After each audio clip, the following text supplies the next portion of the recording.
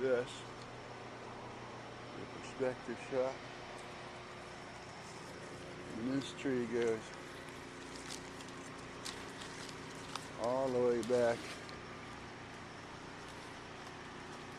One bicycle way to climb trees. All the way back here into a fence post. It's like maybe they've lost a shed. I won't go onto their property. Their part of the tree's been cut. But 80 to 100 feet tall.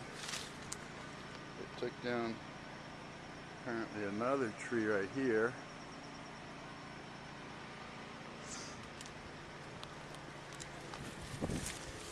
Tree was made some Native American indigenous person some years ago quite a canoe.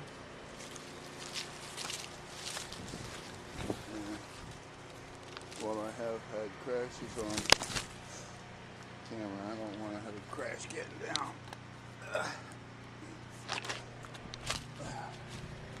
There'll be some snakes down here, but so